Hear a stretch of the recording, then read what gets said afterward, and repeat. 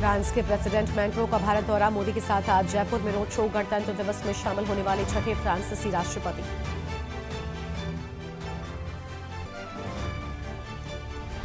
रामलला के प्राण प्रतिष्ठा के बाद मोदी आज से करेंगे चुनावी शंखनाद। बुलंदशहर से शुरुआत, पहले अलीगढ़ से होनी थी शुरुआत।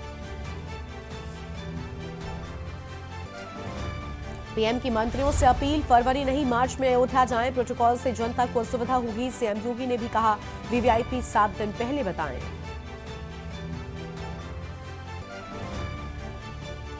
रामलला के समक्ष आस्था का ज्वार, 3 घंटे बढ़ी दर्शन की अवधि। अब शाम 7 की बजाय 10 बजे तक का हुआ समय।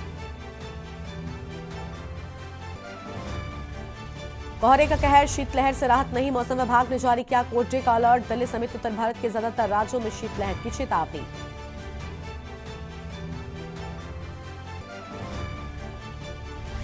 दिल्ली में रिपब्लिक डे परेड की रिहर्सल, सेना के जवानों ने फुल ड्रेस पहनकर की परेड। दिल्ली पुलिस की महिला टुकड़ी पहली बार हिस्सा लेगी। आप देख रहे हैं के न्यूज, खबरों का सारथी। नमस्कार, लाइव न्यूज में आप सभी का स्वागत है। मैं हूं आपके साथ गरिमा वाजपेयी। जयपुर से अहम खबर आपको हम बताते हैं। फ्रांस के प्रेसिडेंट मैक्रों का भारत दौरा है। आज से भारत की 2 दिवसीय यात्रा पर मैक्रों और पीएम मोदी भी मैक्रों की अगवानी के लिए जयपुर पहुंचेंगे। मोदी के साथ में आज जयपुर में रोड शो। गणतंत्र दिवस में शामिल होने वाले छठे फ्रांसीसी राष्ट्रपति। रक्षा व्यापार से जुड़े समझौतों पर होगा फोकस और आज लोगों के लिए बंद रहेगा आमेर का किला। यह हम जानकारी आपको हम बता रहे हैं। 26 राफेल व 3 पनडुब्बियों की खरीद पर बात। फ्रांस का 95 सदस्य मार्चिंग दस्ता हिस्सा लेगा। दोनों नेता जयपुर में करीब 6 घंटे बिताएंगे। जंतर मंतर, हवा महल और आमेर का किला भी घूमते नजर आएंगे। करीब 6 घंटे तक जयपुर में रहने वाले हैं दोनों नेता। जयपुर में जंतर मंतर, हवा महल और आमेर का किला घूमेंगे। एक रोड शो और रात्रि भोज भी किया जाएगा। इसके बाद दोनों नेता गणतंत्र दिवस कार्यक्रम में शामिल होने के लिए दिल्ली पहुंचेंगे। गणतंत्र दिवस के मुख्य अतिथि फ्रांस के राष्ट्रपति इमैनुअल मैक्रों आज जयपुर से भारत की अपनी 2 दिवसीय यात्रा शुरू करेंगे। प्रधानमंत्री नरेंद्र मोदी भी मैक्रों की अगवानी के लिए जयपुर पहुंचेंगे। होटल ताज रामबाग पैलेस में दोनों नेताओं के बीच द्विपक्षीय बैठक होनी है। दोनों नेता रक्षा, सुरक्षा, व्यापार, जलवायु परिवर्तन, स्वच्छ ऊर्जा और छात्रों और पेशेवरों के वीजा संबंधी क्षेत्रों में सहयोग बढ़ाने पर चर्चा करेंगे। और इसके अलावा मोदी और मैक्रों के बीच हिंद प्रशांत क्षेत्र में समुद्री सहयोग बढ़ाने, लाल सागर की स्थिति, हमास इजरायल संघर्ष और यूक्रेन में युद्ध पर भी विचार विमर्श करने की उम्मीद है। दोनों ही नेता जयपुर में करीब 6 घंटे बिताएंगे। वो जयपुर में जंतर मंतर, हवा महल और आमेर का किला घूमेंगे।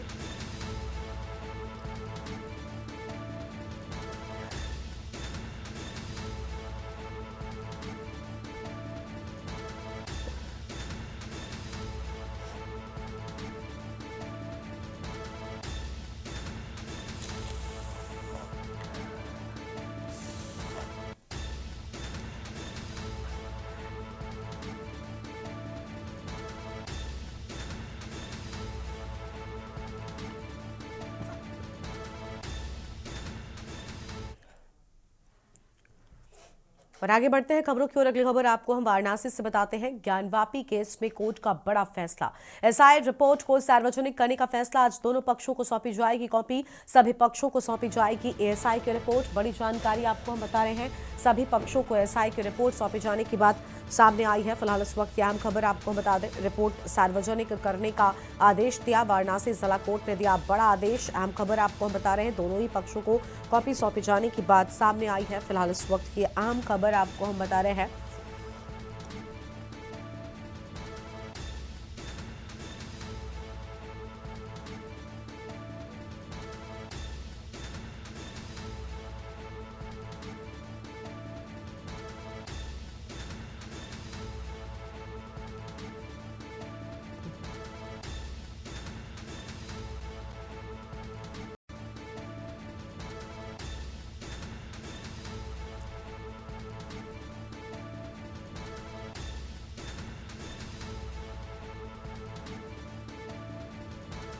अहम जानकारी आपको हम बता दें। दोनों पक्षों को कॉपी सौंपे जाने की बात सामने आई है और अहम जानकारी आपको हम बता रहे हैं। सभी पक्षों को सौंपी जाएगी एएसआई की रिपोर्ट। बड़ी खबर आपको हम बता रहे हैं इस वक्त की अहम जानकारी।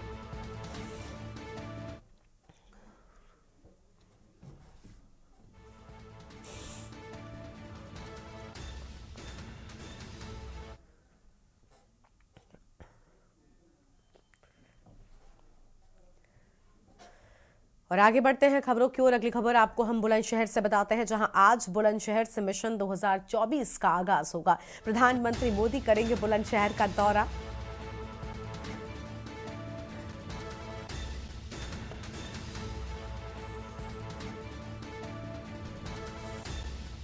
पीएम की अगुवाई करेंगे सीएम और राज्यपाल। बड़ी जानकारी आपको हम बता रहे हैं। अहम खबर, नोएडा को देंगे करोड़ों की सौगात। और अहम खबर आपको हम बता दें, 20,000 करोड़ की परियोजनाओं की सौगात देंगे प्रधानमंत्री। अलीगढ़, मेरठ, शामली को देंगे सौगात। दोपहर 2 बजे बुलंदशहर के नवादा में जनसभा होगी। जनसभा को लेकर बड़ी संख्या में पुलिस बल मुस्तैद है। तो यह अहम खबर आपको हम बता रहे हैं। जनसभा को लेकर बड़ी संख्या में पुलिस बल मुस्तैद किया गया।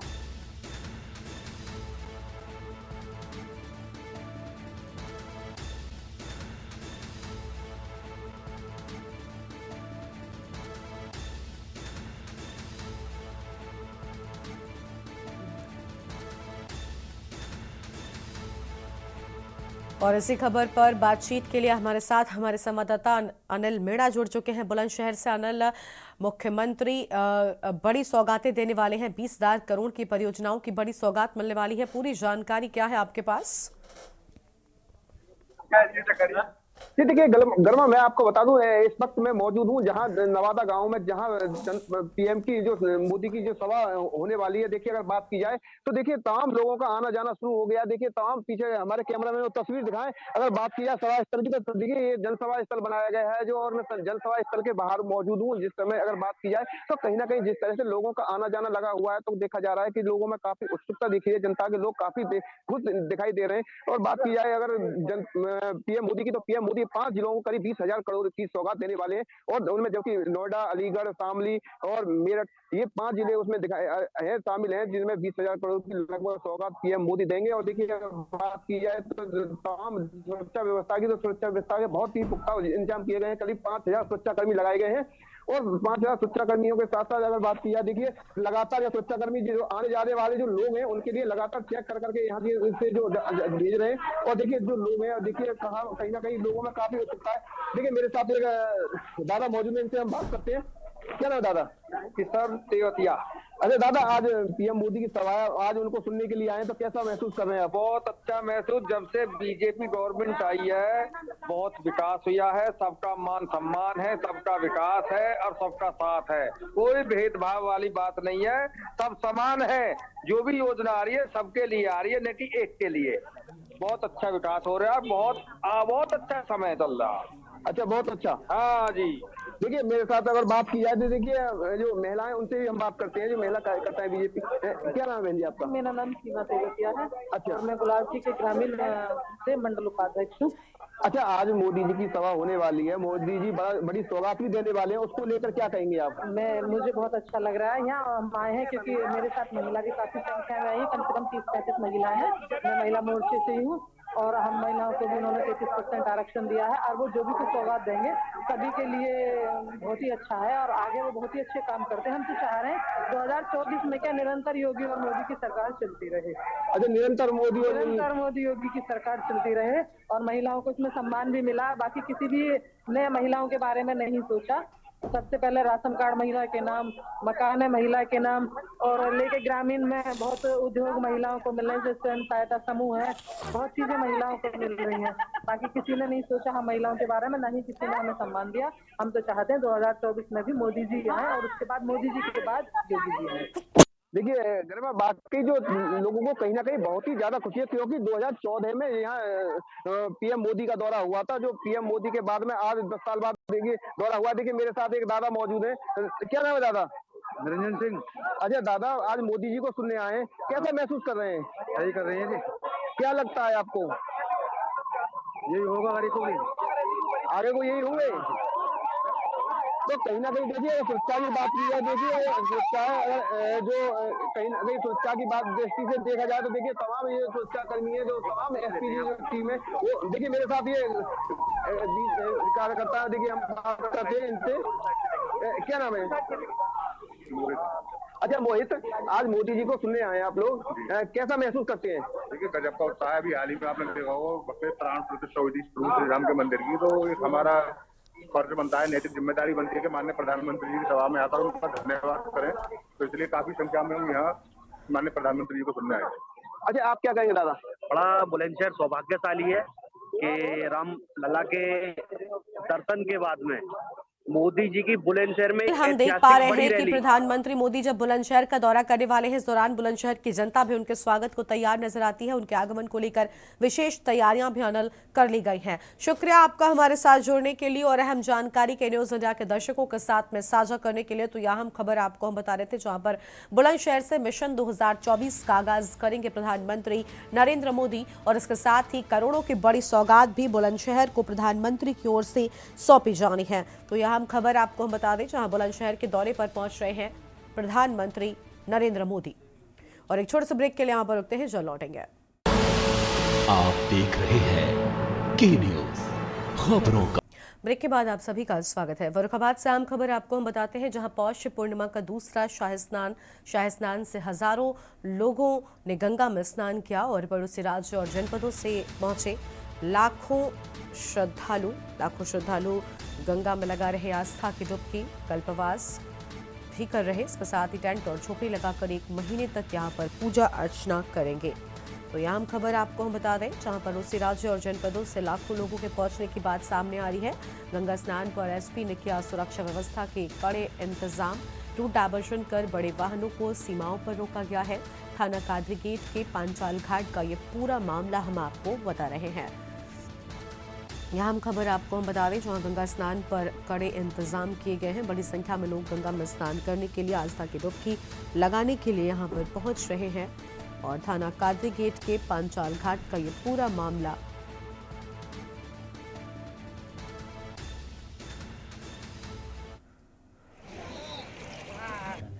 रूट डाइवर्जन, हाँ, हम लोगों ने इस बार रूट डाइवर्जन किया है और रूट डाइवर्जन भी हम लोगों ने थोड़ा अलग तरीके से किया है। जो मेला क्षेत्र जो नीचे रहता है, हम लोग मेला क्षेत्र को रोड पे भी हम लोगों ने अज्यूम करके अपनी पुलिस व्यवस्था की है, जिससे कि जाम की समस्या इस बार नहीं होगी। और दोनों तरफ हम लोगों ने अलग अलग 2 चौकियाँ बनाई हैं। नीचे 4 चौकियाँ बनी हैं, ऊपर भी 2 चौकियाँ हमने बनवाई हैं, और जिससे कि डाइवर्जन को सकुशल संपन्न कराया जा सके। और गैर जनपदों से बातचीत कर ली गई है और जो शाही स्नान के दिन रहेंगे उस दिन पूरी तरह से रूट डाइवर्जन रहेगा भारी वाहनों के लिए। और इसी खबर पर बातचीत के लिए हमारे साथ हमारे संवाददाता फर्रुखाबाद से ऋषि सेंगर जुड़ चुके हैं। ऋषि, बड़ी संख्या में आसपास के जगहों से गंगा स्नान के लिए लोगों की भारी भीड़ यहां पर पहुंच रही है। स्थानीय प्रशासन ने क्या इंतजाम किए हैं लोगों के आगमन को लेकर?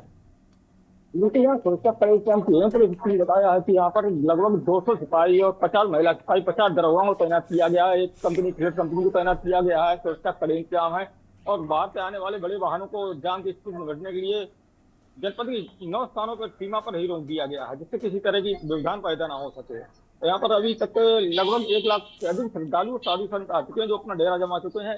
1 महीने तक रहते यहाँ पर कल्पवास करेंगे और लगातार यहाँ पर पूजा अर्चना करते हैं। अभी भी इतनी कड़ाके सर्दी को ठीक ले चलते आस्था देखने को मिल रही है। हजारों की संख्या में गंगा भक्त यहाँ पर गंगा स्नान कर रहे हैं।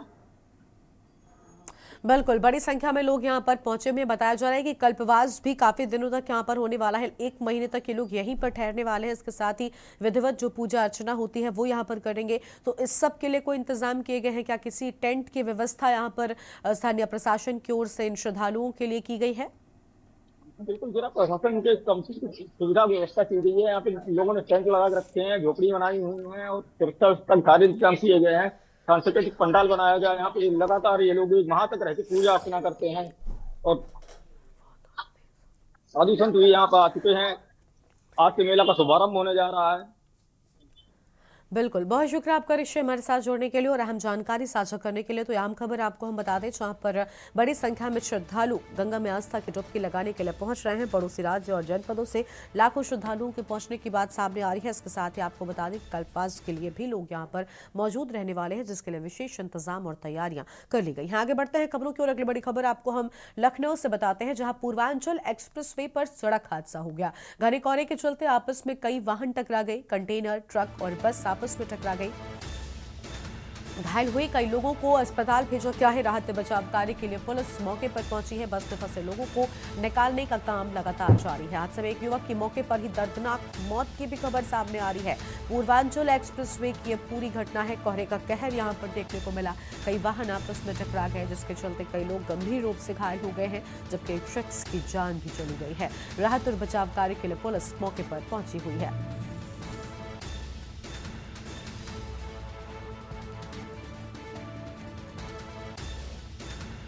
हादसे में एक युवक की मौके पर ही दर्दनाक मौत की भी खबर सामने आई है। बड़ी जानकारी आपको हम बता रहे हैं। गोसाईगंज थाना क्षेत्र के पूर्वांचल एक्सप्रेसवे की यह पूरी घटना है। और लखनऊ से खबर, पूर्वांचल एक्सप्रेसवे पर सड़क हादसा। घने कोहरे के चलते आपस में कई वाहन भिड़ गए। और जिसके बाद भीषण सड़क हादसा हो गया, जिसमें कई लोग घायल हो गए हैं, जबकि एक शख्स की जान भी चली गई है।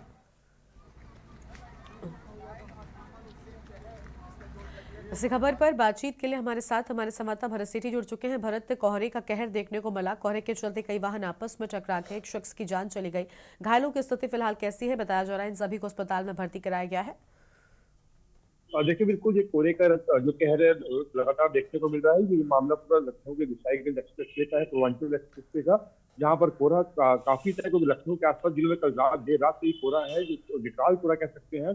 और ये अचानक कंटेनर के सामने कोई कोहरा के कारण उसकी टक्कर होती है। लगातार उसके पीछे कई वाहन चपेट में आ जाते हैं। एक कंटेनर, उसके बाद लगातार जो बस है, ट्रेवलर बस थी वो, और उसके पीछे कई कारें। इसमें एक युवक की दर्दनाक मौत हो जाती है। फिलहाल जिस तरह से सुबह लगातार ये प्रयास किया गया था, जो लोग अंदर बस में फंसे हैं उनको निकालने का, पुलिस की टीम और नेशनल हाईवे की जो टीम थी वो मौके पर तत्काल पहुंच गई और बचाव कार्य शुरू कर दिया। जिनको गंभीर चोटें आई उनको नजदीकी हॉस्पिटल भेजा गया है। एम्बुलेंस तुरंत मौके पर पहुंच गई थी, और लेकिन उसमें एक शख्स की जो है मौत हो गई है। एक ट्रेवलर बस जिसमें कई लोग घायल हुए, उनको हॉस्पिटल भेजा गया, और जो लोग जिनको नॉर्मल चोटें आई हैं उनको उपचार के बाद इनको दूसरी रवाना कर दिया गया दूसरी बसों से। फिलहाल ये पूरा के कारण लगातार ये हादसे पहले भी देखने को मिले हैं। ये पूर्वांचल एक्सप्रेस का एक बड़ा हादसा है, जिसमें कई लोग घायल हुए। और अगर गाड़ियों की बात करें, हादसे में कई गाड़ियां चपेट में आई हैं, जैसे ट्रक भी चपेट में आए, जो कंटेनर जो लॉजिस्टिक गाड़ियां होती हैं वो भी चपेट में आई है। लगातार इससे काफी जाम लग गया, और वहां पर पुलिस को भी संभालने में थोड़ा समय जरूर लगा है। और नेशनल हाईवे की जो सुरक्षा टीम थी वो फिलहाल वहां पर अभी भी मौजूद है। रास्ते को डाइवर्ट खाली करवाया जा रहा है। वहां पे जो ट्रेन से जो बस वहां फंसी हुई है, और जो मौके पर ट्रक वहां फंसे हुए हैं, जो घटना में दुर्घटनाग्रस्त हुए हैं, उनको वहां से फिलहाल हटाया जा रहा है। हाईवे को खाली करवाने का लगातार प्रयास किया जा रहा है। जी बिल्कुल, तो साफ तौर पर यहाँ पर हम देख पा रहे हैं कि कोहरे के चलते ये हादसा हुआ है और कई लोगों की यहाँ पर स्थिति जो है वो फिलहाल गंभीर में बताई जाती है। बहुत शुक्रिया आपका हमारे साथ जुड़ने के लिए और अहम जानकारी साझा करने के लिए। घने कोहरे के चलते आपस में कई वाहन टकरा गए हैं और अहम खबर आपको हम बता रहे हैं।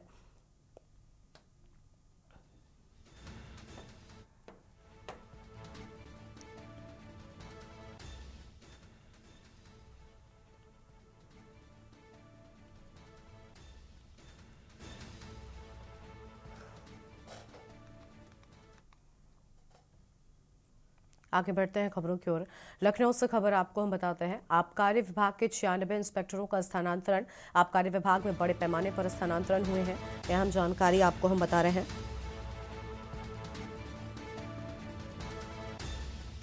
और आबकारी विभाग में बड़े पैमाने पर स्थानांतरण हुए, यह हम जानकारी आपको हम बता दें। 96 एक्साइज इंस्पेक्टर के तबादले किए गए हैं।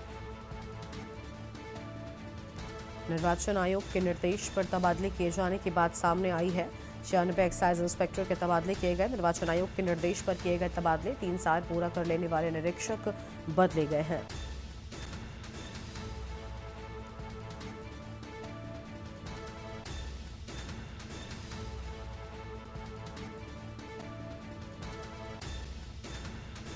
और 3 साल पूरा कर लेने वाले निरीक्षक बदले गए। फिलहाल ये बड़ी जानकारी आपको हम बता रहे हैं। इस वक्त की आम खबर लखनऊ से खबर। आबकारी विभाग के 96 इंस्पेक्टरों का स्थानांतरण किया गया है और यह हम खबर आपको हम बता रहे हैं। आबकारी विभाग में बड़े पैमाने पर स्थानांतरण हुए हैं। तो आबकारी विभाग में बड़े पैमाने पर हुए स्थानांतरण। 96 एक्साइज इंस्पेक्टर के तबादले किए गए हैं। आम खबर आपको हम बता दें। फिलहाल इस वक्त की बड़ी जानकारी, निर्वाचन आयोग के निर्देश पर तबादले किए गए।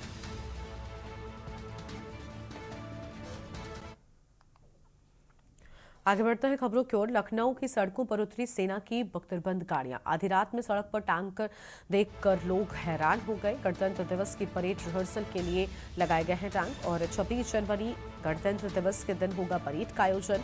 पुलिस बल, सेना के जवान और सुरक्षा एजेंसियां हिस्सा लेंगी। अहम खबर आपको हम बता रहे हैं, गणतंत्र दिवस की परेड रिहर्सल के लिए टैंक लाए गए हैं। तस्वीर आपको हम दिखा रहे हैं और 26 जनवरी गणतंत्र दिवस के दिन परेड का यहां पर आयोजन होना है, जिसके चलते टैंक्स यहां पर आए हैं और आधी रात में सड़क पर टैंक देखकर लोग हैरान हो गए। गणतंत्र दिवस की परेड रिहर्सल के लिए टैंक लाए गए हैं। आम खबर आपको हम बता रहे हैं, 26 जनवरी गणतंत्र दिवस के दिन होगा परेड और उसी के चलते विशेष तैयारियां यहां पर की गई हैं।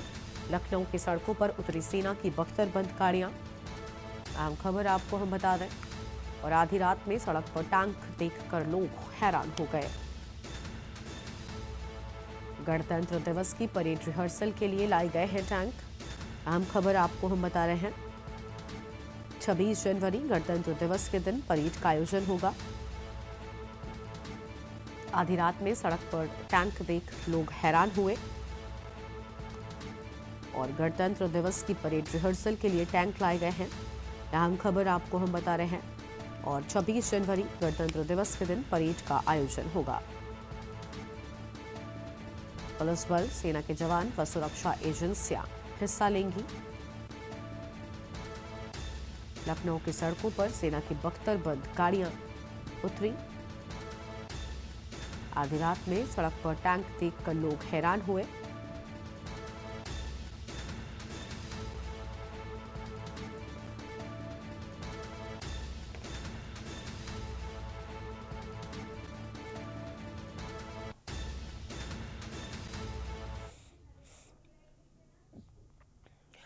और मतदाता दिवस के मौके पर मतदाता सम्मेलन में प्रधानमंत्री नरेंद्र मोदी क्या कुछ कहना, आपको सुनाते हैं।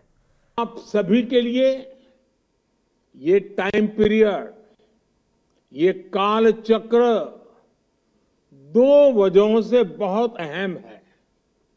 एक, आप सभी ऐसे समय में वोटर बने हैं जब भारत का अमृतकाल शुरू हुआ है और दूसरा, कल 26 जनवरी को देश अपना 75वां गणतंत्र दिवस मनाएगा। अगले 25 साल आपके लिए भी और भारत के लिए भी, दोनों के लिए बहुत ही महत्वपूर्ण है। आपको अगले 25 साल अपना और भारत दोनों का भविष्य तय करना है। इन 25 वर्षों में आप कई बार अपने मताधिकार का प्रयोग करेंगे। ऐसे में जिले, प्रदेश और देश के स्तर पर होने वाले सारे चुनावों में आपकी जिम्मेदारी सबसे बड़ी होगी। आज जब देश 2047 तक विकसित भारत बनने के लक्ष्य पर काम कर रहा है, तो आपका वोट ये तय करेगा कि भारत की दिशा क्या होगी। जिस तरह, याद रखिए दोस्तों, जिस तरह 1947 से 25 साल पहले भारत के नौजवानों पर देश को स्वतंत्र कराने का दारोमदार था, उसी तरह 2047 के पहले के इन 25 सालों में आप पर विकसित भारत के निर्माण की जिम्मेदारी है। हमारे बीच जब भी स्वतंत्रता सेनानियों का नाम आता है तो उनमें से अनेकों लोग ऐसे होते हैं जिनकी उम्र 18 से 25 साल के बीच ही थी। उनके नाम आज भी इतिहास के पन्नों में स्वर्ण अक्षरों में लिखे जाते हैं।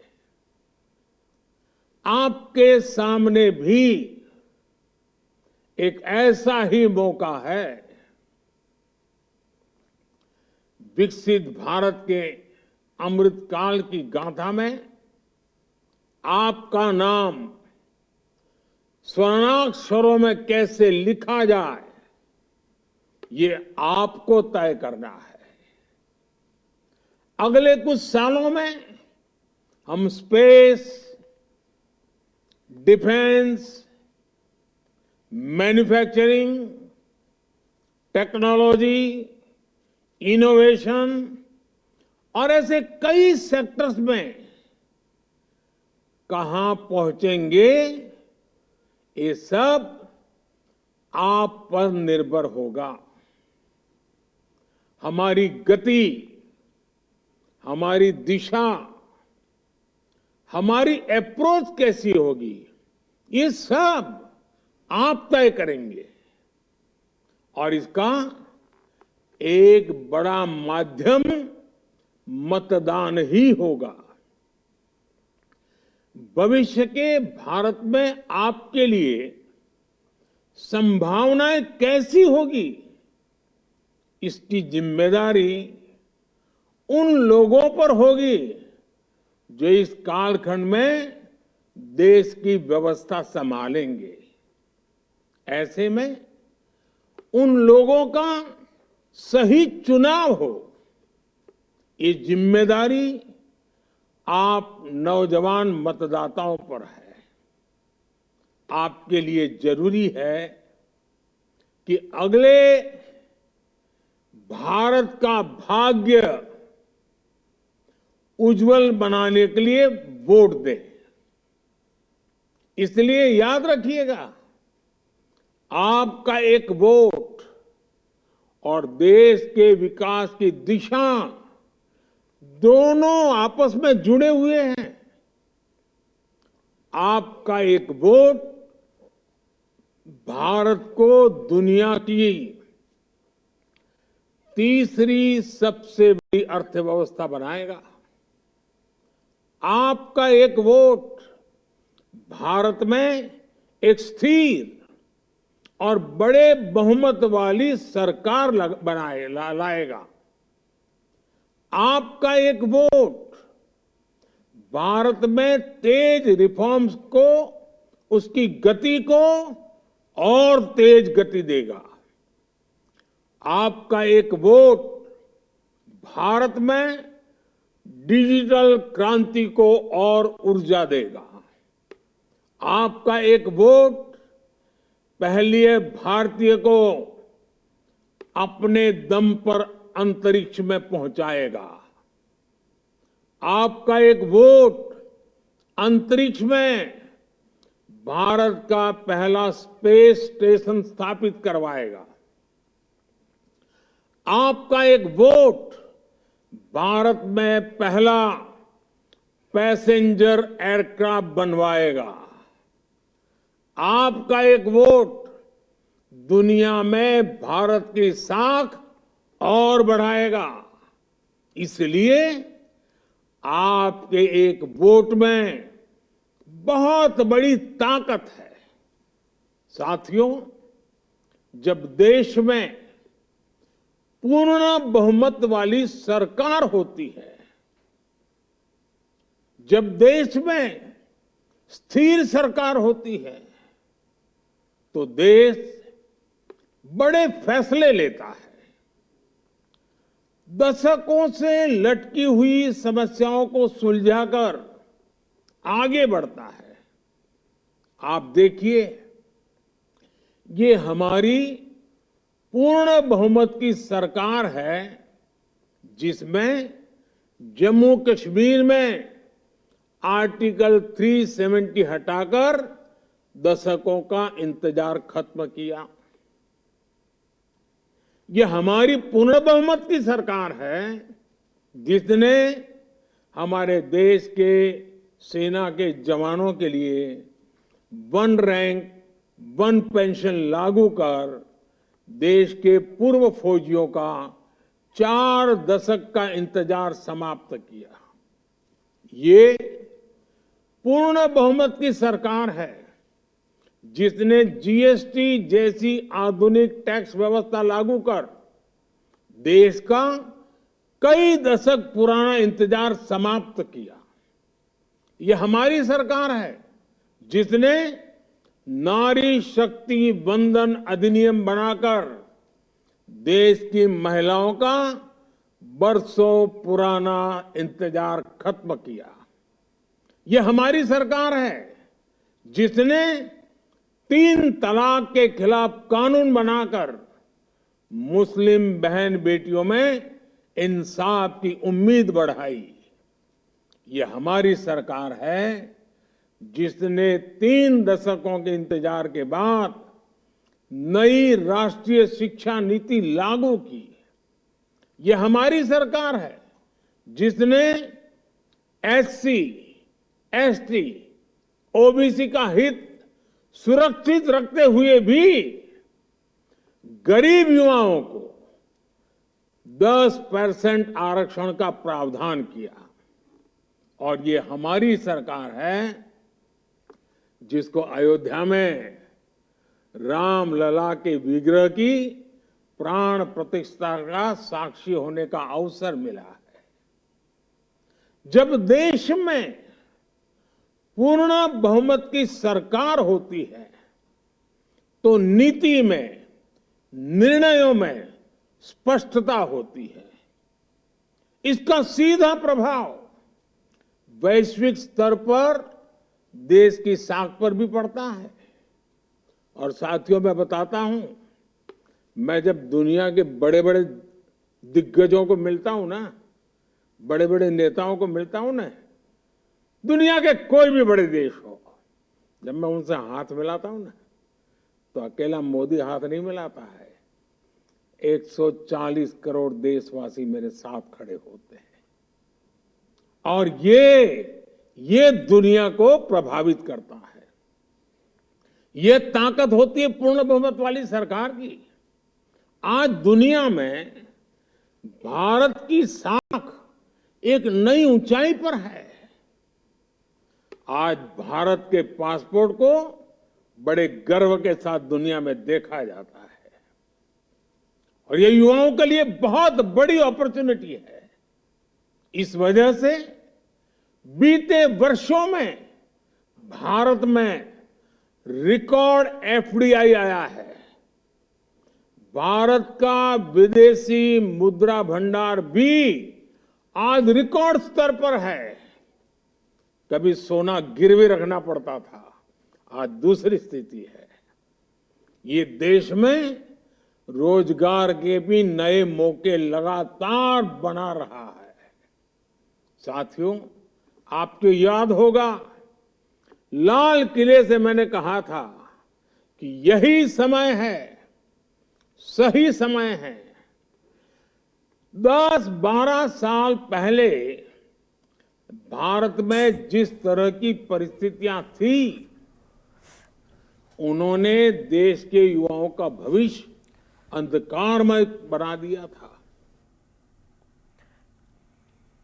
तो मतदाता दिवस के मौके पर आप सुन रहे थे प्रधानमंत्री नरेंद्र मोदी को, जिनकी ओर से अहम बातें कही गई हैं। अब आगे बढ़ते हैं खबरों की ओर। लखनऊ से अगली खबर आपको हम बताते हैं। पड़ोसियों में जमकर मारपीट हुई। मारपीट की घटना सोशल मीडिया पर भी वायरल हुई है और महिलाओं की आपस में कहासुनी के बाद मारपीट हो गई।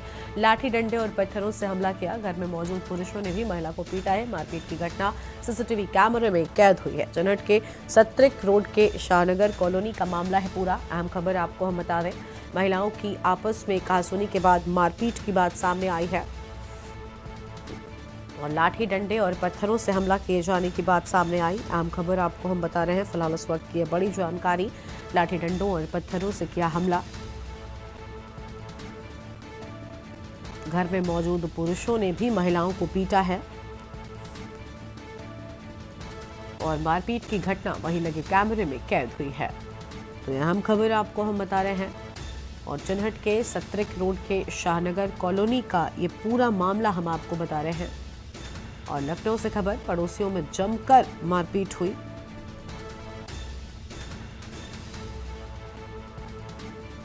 मारपीट की घटना सोशल मीडिया पर भी वायरल हुई है। तो मारपीट की पूरी घटना सोशल मीडिया पर भी वायरल हो गई। और ये बड़ी खबर आपको हम बता रहे हैं। इस वक्त की आम जानकारी, लाठी डंडों और पत्थरों से हमला किया गया।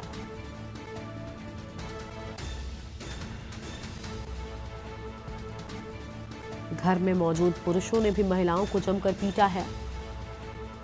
अहम खबर आपको हम बता दें, मारपीट की घटना वहीं लगे कैमरे में कैद हुई है। तो मारपीट की घटना वहीं लगे कैमरे में कैद हुई। चिन्हट के सत्रिक रोड के शाहनगर का ये पूरा मामला है। और लखनऊ से खबर, पड़ोसियों में हुई जमकर मारपीट। तो पड़ोसियों में जमकर मारपीट हुई है। मारपीट की घटना सोशल मीडिया पर वायरल हुई। बड़ी जानकारी आपको हम बता रहे हैं। और महिलाओं की आपस में कहासुनी के बाद मारपीट हुई। लाठी डंडे और पत्थरों से हमला किया गया।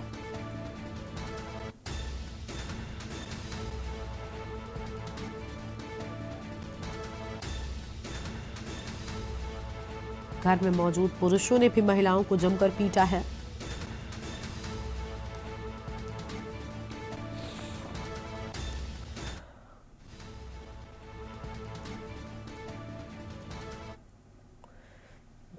महाराजगंज से खबर आपको बताते हैं, जहां वकीलों द्वारा दरोगा को पीटने का मामला सामने आया है। दरोगा की तहरीर पर 19 के विरुद्ध मुकदमा दर्ज किए जाने की बात सामने आई है। 12 नामजद वकीलों के विरुद्ध दर्ज किया गया मुकदमा। 7 अज्ञात वकीलों पर भी मुकदमा दर्ज किया गया है। मारपीट और क्रिमिनल लॉ अमेंडमेंट के तहत मुकदमा दर्ज किया गया। वकीलों ने दी आंदोलन की चेतावनी। कल ही दरोगा दुर्गेश सिंह को वकीलों ने पीटा था। वकील और पुलिस हुई आमने सामने। बड़ी संख्या में जगह जगह पर पुलिस लगाई गई है। अहम खबर आपको हम बता रहे हैं, मारपीट और क्रिमिनल लॉ अमेंडमेंट के तहत मुकदमा दर्ज किया गया है। फिलहाल यह अहम खबर आपको हम बता दें।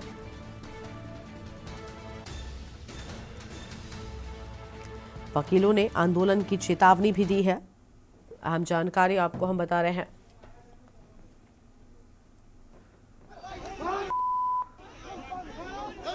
वकीलों द्वारा दरोगा को पीटने का पूरा मामला है। तस्वीरें भी सामने आई हैं, आपको हम तस्वीरें दिखा रहे हैं। और दरोगा की तहरीर पर 19 के विरुद्ध मुकदमा दर्ज किया गया है।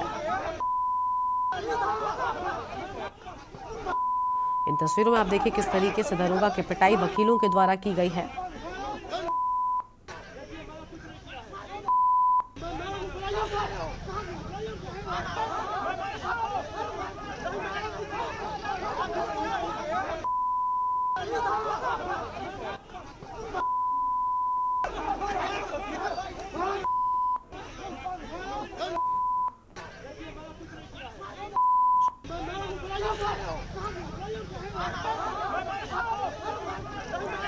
और इसी खबर पर बातचीत के लिए हमारे साथ हमारे संवाददाता ब्रजेश गुप्ता जुड़ चुके हैं।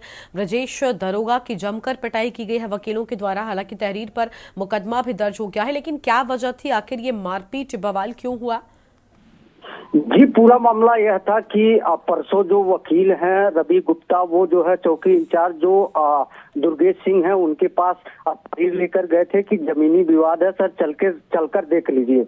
तहरीर जो उस समय, हालांकि दरोगा जो है कलेक्ट्रेट चौकी पर थे भी नहीं, उनके द्वारा आश्वासन दिया गया कि मैं अभी आकर उसको देख लूंगा। उसके बाद उनके पास टाइम नहीं मिल पाया जो वो जो है मुक्के की जांच करें। उसके बाद दूसरे दिन वकीलों का एक प्रतिनिधि मंडल जो है एसपी सोमेंद्र मीणा के पास जाता है। सोमेंद्र मीणा के द्वारा यह आश्वासन दिया जाता है कि 2 घंटे के अंदर दरोगा की जांच कराया जाएगा। अगर वो कार्य में लापरवाही बरते हैं तो उनके खिलाफ कार्रवाई किया जाएगा। जैसे ही वकीलों का प्रतिनिधि मंडल जो है एसपी सोमेंद्र मीणा से मिलकर बाहर निकलता है, उसी समय जो दरोगा दुर्गेश सिंह है वो मौके पर पहुंच जाते हैं। हालांकि वकील जब दरोगा को देखते हैं तो उनको दौड़ाकर मारने पीटते लगते हैं, जिसका एक वीडियो भी आप देख सकते हैं। वीडियो में वकीलों के द्वारा दरोगा की पिटाई की जा रही है। हालांकि देर रात जो है दरोगा दुर्गेश सिंह के तहरीर पर कुल जो है 19 लोगों के खिलाफ जो है मुकदमा दर्ज किया गया है, जिसमें 12 नामजद हैं, 7 अज्ञात हैं।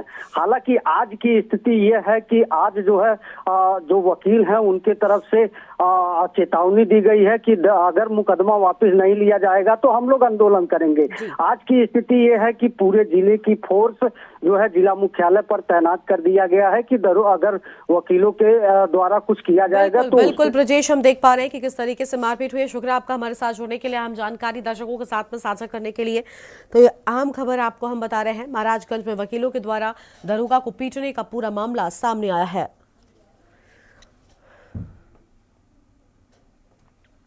और यहाँ पर रुकते हैं एक ब्रेक के लिए, जल्द लौटेंगे। आप देख रहे हैं के न्यूज़ खबरों का। ब्रेक के बाद आप सभी का स्वागत है। कन्नौज से खबर आपको हम बताते हैं, एसपी के आदेश पुलिसकर्मियों पर बेअसर नजर आ रहे हैं। रात के समय सुनसान पड़े रहते हैं अधिकांश चेक पोस्ट। गणतंत्र दिवस को लेकर एसपी ने जारी किए थे निर्देश। पुलिसकर्मियों को सघन चेकिंग करने के आदेश थे। बस स्टैंड, होटल, ढाबों समेत अन्य जगहों पर करी थी चेकिंग। आदेश के बाद भी पुलिसकर्मी ड्यूटी से रहते हैं। नदारद और पुलिसकर्मियों के द्वारा की जा रही लापरवाही की कई फोटो सोशल मीडिया पर वायरल हुई। कन्नौज जिले का ये पूरा मामला सामने आया है। बस स्टैंड, होटल, ढाबों समेत अन्य जगहों पर करनी थी चेकिंग। यह अहम खबर आपको हम बता रहे हैं।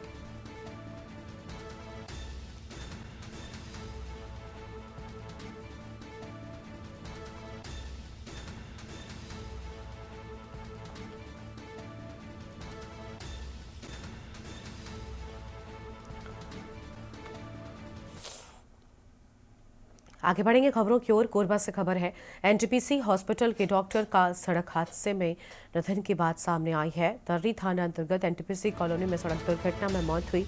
एनटीपीसी के विभागीय हॉस्पिटल में कार्यरत थे डॉक्टर विशाल की कार पेड़ से टकराने से हुआ हादसा।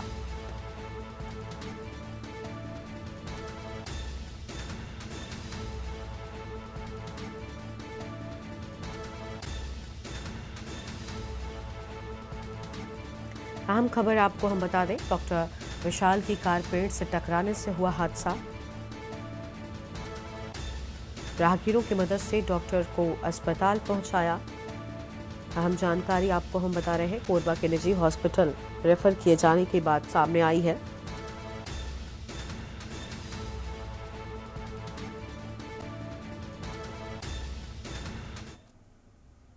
और अब आगे बढ़ेंगे खबरों की ओर। अगली बड़ी जानकारी आपको हम बताते हैं हनुमानगढ़ से, जहां पर स्कूल शिक्षा विभाग एवं समग्र शिक्षा द्वारा संचालित की जाने वाली विभिन्न योजनाओं तथा कार्यक्रमों के क्रियान्वयन, पर्यवेक्षण एवं समीक्षा हेतु जिला स्तर पर बैठक का आयोजन हुआ है।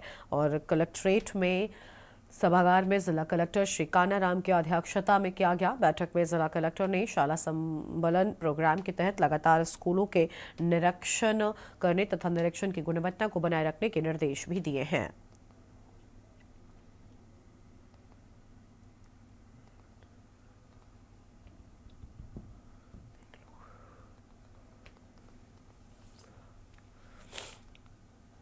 आगे बढ़ेंगे खबरों की ओर। अगली खबर है जयपुर से, जहां मुख्यमंत्री भजन लाल शर्मा ने मुख्यमंत्री कार्यालय में प्रधानमंत्री मोदी एवं फ्रांस के राष्ट्रपति इमैनुअल मैक्रों के प्रस्तावित राजस्थान दौरे की तैयारियों की समीक्षा की है।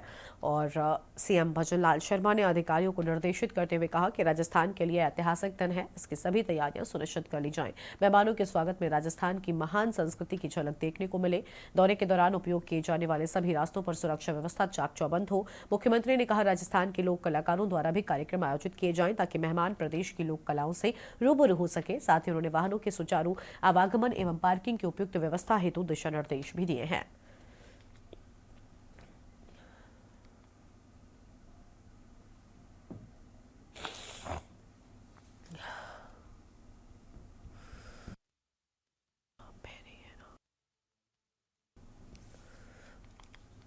अगली खबर हनुमानगढ़ से है, जहां पर राष्ट्रीय बालिका दिवस पर चिकित्सा एवं स्वास्थ्य विभाग के द्वारा विभिन्न कार्यक्रमों का आयोजन किया गया है। जिला स्तरीय कार्यक्रम जिला कलेक्टर कानाराम की अध्यक्षता में राजकीय ANM प्रशिक्षण केंद्र में आयोजित किया गया। और कार्यक्रम में चित्रकला एवं निबंध प्रतियोगिता में उत्कृष्ट प्रदर्शन करने वाली छात्राओं को जिला कलेक्टर कानाराम ने स्मृति चिन्ह देकर सम्मानित भी किया है।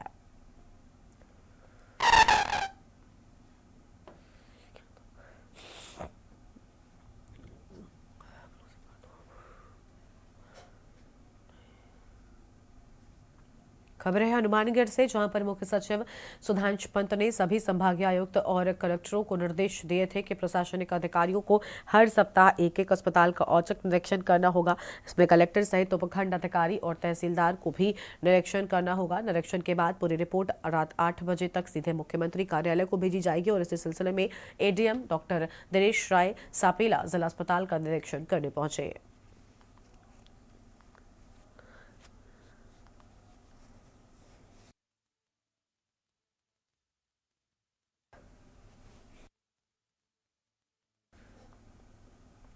जिला स्तरीय उत्कृष्ट बालिका प्रतिभा सम्मान समारोह एवं कॉफी विद कलेक्टर कार्यक्रम जिला प्रशासन एवं महिला बाल अधिकारिता विभाग के तत्वाधान में पंडित दीनदयाल उपाध्याय मैरिज हॉल में आयोजित किया गया। कार्यक्रम में जिला कलेक्टर अंकित कुमार सिंह ने डूंगरपुर के सभी 10 ब्लॉक की राजकीय विद्यालयों की छात्राओं के साथ संवाद किया।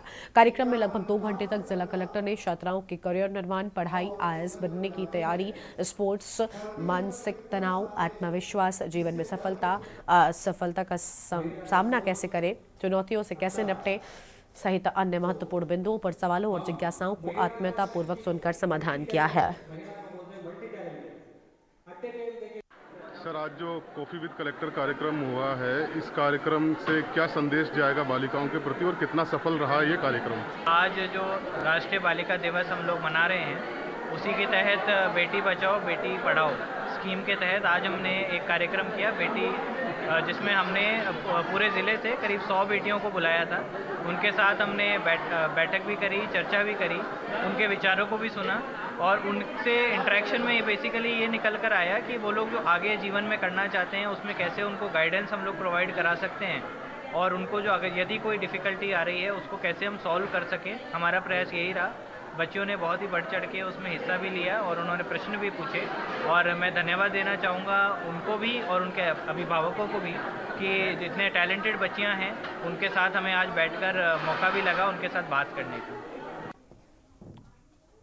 खबर है विराटनगर से, जहां राज्य में नई सरकार का गठन होते ही ईआरसीपी का मुद्दा फिर से तूल पकड़ता हुआ नजर आ रहा है। विराटनगर क्षेत्र में पूर्व विधायक इंद्राज गुर्जर के नेतृत्व में धरना प्रदर्शन की शुरुआत की गई, जिसको लेकर पूर्व विधायक इंद्राज गुर्जर ने कांग्रेस पदाधिकारियों व कार्यकर्ताओं सहित ग्रामीणों ने विराटनगर बस स्टैंड से पैदल मार्च करते हुए विराटनगर उपखंड कार्यालय पहुंचकर मुख्यमंत्री के नाम उपखंड अधिकारी को ज्ञापन सौंपा है।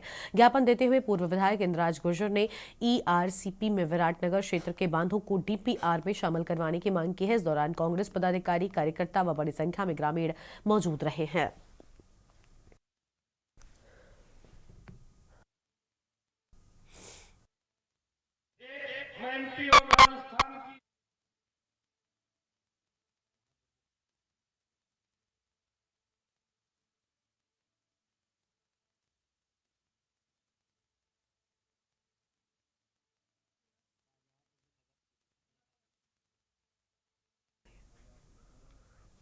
और इसी बीच शाहजहांपुर से एक अहम खबर सामने आ रही है, उसका रुख कर लेते हैं।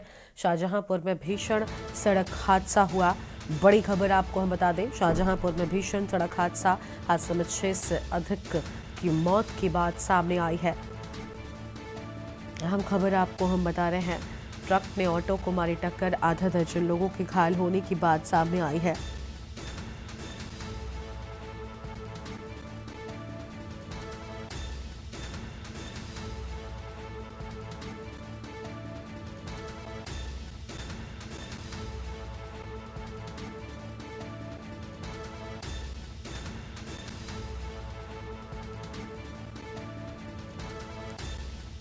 और मौके पर पुलिस अधिकारी पहुंचे हैं। अल्लाहगंज थाना क्षेत्र के सुखसुगी गांव के पास हादसा हुआ और शाहजहांपुर में भीषण सड़क हादसे की बात सामने आई है। हमारे साथ हमारे संवाददाता रोहित पांडे जुड़ चुके हैं। रोहित, भीषण सड़क हादसे में 6 से ज्यादा लोगों की जान जाने की बात सामने आई है, कैसे हुआ ये हादसा?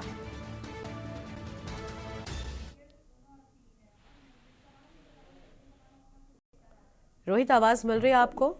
जी मुझे मिल रही है। मैं आपको बता दूं, ये शाहजहांपुर के थाना अल्लाहगंज क्षेत्र के सुखसुगी गांव का मामला है। इसमें ट्रक ने एक टेम्पो को टक्कर मारी है, जिसमें टैक्सी में 12 से अधिक लोग सवार थे। उसमें बताया जा रहा है कि 6 से ज्यादा लोग जो हैं वो एक्सपायर हो चुके हैं और लोग घायल हैं, जिनके लिए पुलिस का अमला पहुंच रहा है। उन्हें उन्हें देखने के लिए, उन्हें रेफर कराने के लिए। लेकिन मेरी बात हुई है एसपी ग्रामीण से, उनका कहना है कि ये 10 से अधिक आंकड़ा हो सकता है, लोगों की मौत का अंदाजा लगाया जा रहा है। जो पुलिस फोर्स से उनकी बात हुई है अल्लाहगंज थाने से, उनका कहना है कि 10 से ज्यादा लोग इसमें मृत हो सकते हैं। वहां मौके पर एसपी ग्रामीण मनोज अवस्थी पहुंच रहे हैं। उनका कहना है कि कुछ ही देर में स्पष्ट किया जाएगा कितने लोगों की मौत हुई है। बिल्कुल, क्या इन लोगों की शिनाख्त हो सकी है? इनके परिजनों को इस दुखद हादसे के बारे में कोई सूचना मिल सकी है? जी देखिए, मैं आपको बता दूं, पुलिस जांच में जुटी है, पुलिस पहचान कर रही है कहाँ के लोग थे, टैक्सी ड्राइवर कहाँ का था, ट्रक को कब्जे में ले लिया गया है। आप देख सकते हैं ट्रक पकड़ लिया गया और लोग जो ग्रामीण हैं वहाँ के, वो ये पहचान करने में लगे हैं। पुलिस उनसे पहचान करा रही है कि कहाँ के लोग थे, आखिर ये सवारियां कहाँ से कहाँ के ले जा रही थी। कुछ ही देर में, हो सकता है आधे से 1 घंटे के अंदर ये भी कंफर्म हो जाएगा ये लोग कहाँ के थे जो एक्सपायर हुए हैं। बिल्कुल रोहित, कुछ लोग बताया जा रहा है कि घायल भी हुए हैं, इनको क्या अस्पताल पहुंचाया गया? क्या इनको ठीक तरीके से जो स्वास्थ्य सुविधाएं हैं वो मिल पा रही हैं? देखिए, एक बड़ा भीषण हादसा है तो उसमें डेड बॉडीज भी हैं। 8 से 10 के आसपास लोगों की मृत्यु हुई है, तो वो निकाल कर देखा जा रहा है कौन लोग ऐसे हैं कि जिनमें सांस चल रही है, जान है। लोग अंदाजा पुलिस लगा रही है कि घायल है, उन्हें सबको अलग किया जा रहा है, सबको देखा जा रहा है कि कौन कौन लोग जो है घायल है, उन्हें ले जाया जाएगा। पुलिस का कहना है कि जो लोग घायल हैं उन्हें मेडिकल कॉलेज और सीएससी पे ले जाया जाएगा। अभी तो जो बात हुई है एसपी ग्रामीण से, उनका कहना है कि 99% मुझे लग रहा है कि 10 से ऊपर मौत हुई है, 1 दर्जन के आसपास की मौतें हुई हैं।